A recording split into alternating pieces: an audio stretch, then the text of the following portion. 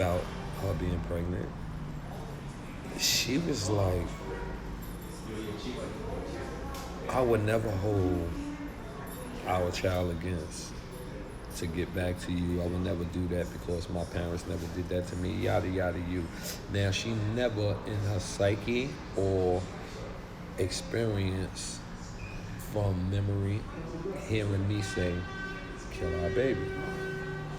I was like, okay, I would be willing to take this blessing and have a child with you.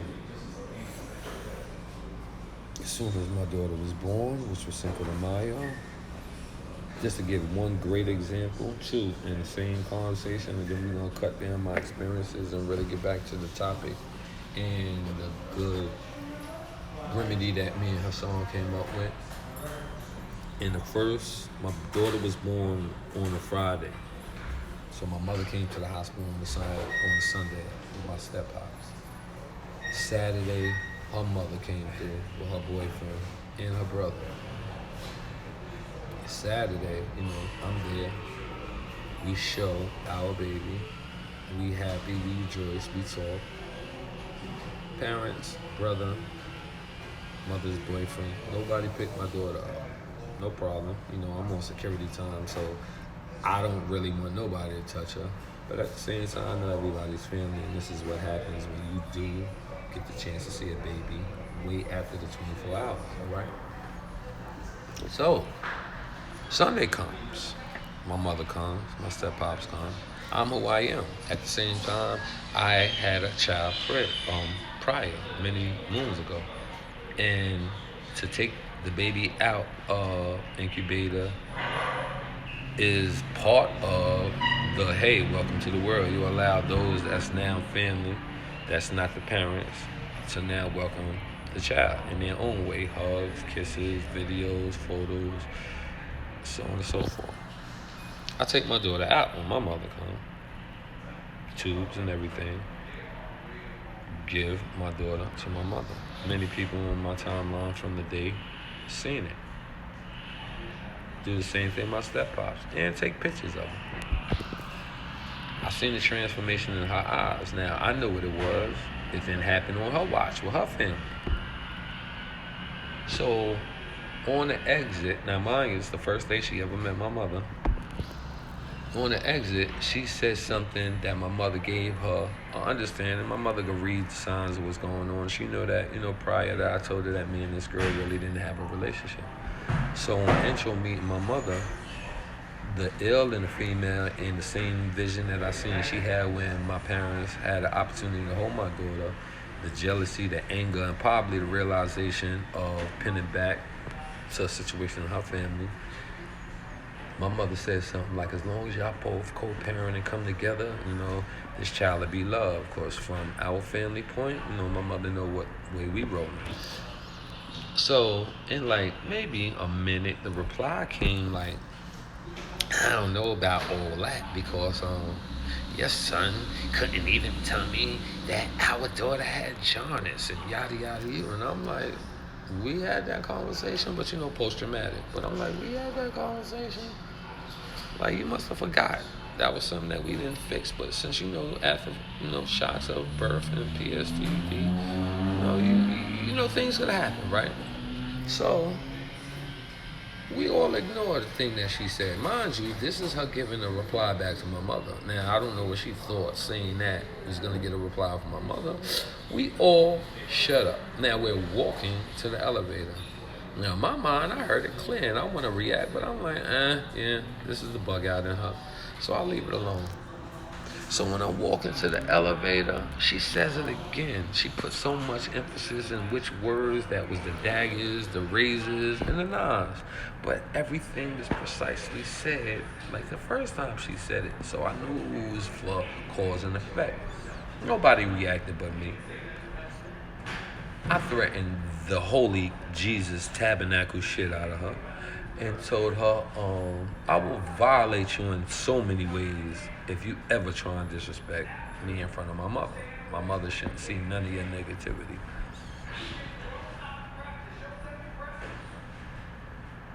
I had an ex, right? And this was her reply when that happened. She jumped up and was like, "You can have her." Now, mind you, we was near the elevator.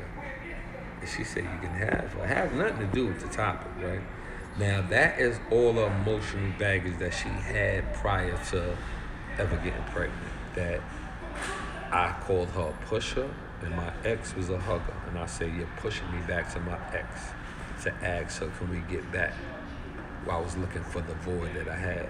So I'm using that whole scenery, right? Because this is going to be a big topic that we're going to have a back and forth convo on soon to come. And I would like to let y'all know the levels of domestic violence.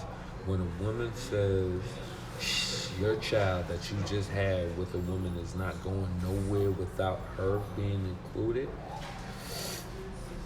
that's real shaky. One, y'all not together. It's slightly understood because you're the parent, but you know that you're putting your child in the other parent's hand to give that child the worthy visit that it was supposed to have many moons ago. So my daughter was born on May 5th. My daughter didn't make it to Queens in the house until August, and that was because I went to court. I went to family court because when I asked her and said, with all the stuff I'd been buying our daughter for months since the pregnancy, from everything, how could you start thinking like this? My support is normal. She was living in the shelter because of her and her mother's situation, and I was coming on a regular basis. And I could never bring my daughter from Brooklyn. Everybody know where, I forgot the name of it, but it was in Brownsville. And I had no car then. I'm doing trains and buses. I'm working, and I'm coming 4 times out of a week. This is May 5th. The whole May went by. The whole June went by. There was never a suggestion hey, do you want your family? It was strictly outside in the courtyard with a whole bunch of green bugs. Or go to Burger King. And we go in the lobby and talk. This is how I got to see my daughter for the first 2-3 months when she was born. So I took her to court. One day I got fed up and straight from the visit seeing her, Jamaica Avenue Family Court, went to court. Said, yo, I got to get some visitations because this baby mother I got is bugging. When she first seen court and her not be the judge, jury, and the executioner, she went ballistic. That chick, you would think that I bought her the court for having a kid and she's guilty and will get punished to death the way she reacted. And I'm like, this is only happening because you won't let me be on my own with my daughter. Be my own person with my daughter. Not even not have you, but just, be my own parent. So in the conversation, I had to relive so many things that I go through. Took my daughter for a whole summer. I can't hit because I don't hit women, even though this is the type of thing that can make me black out.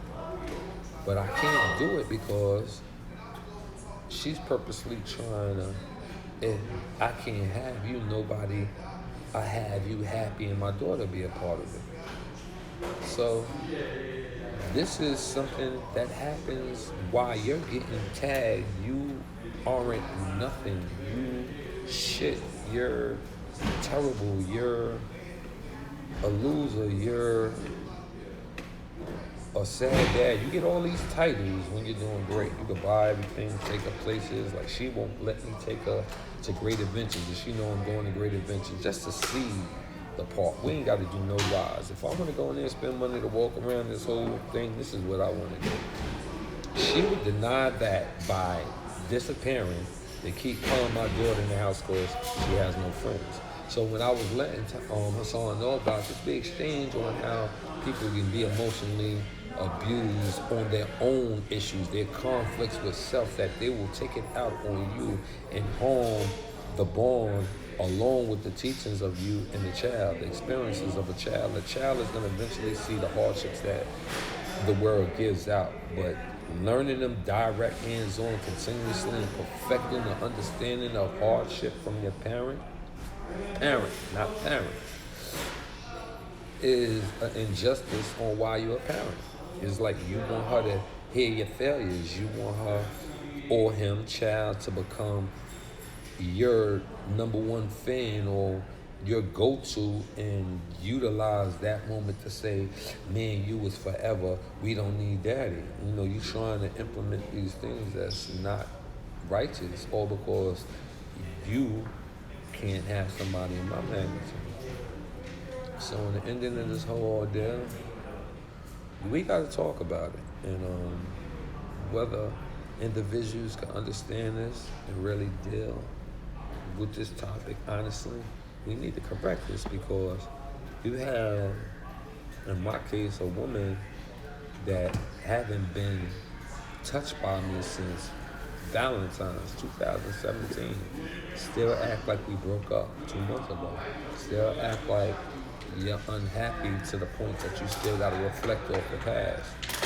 Domestic violence is at a high on that level, and people conform to giving up, or they give in to their rage and they want to discipline the one person that is a parent, but become the one person that will get in your way of you being the parent.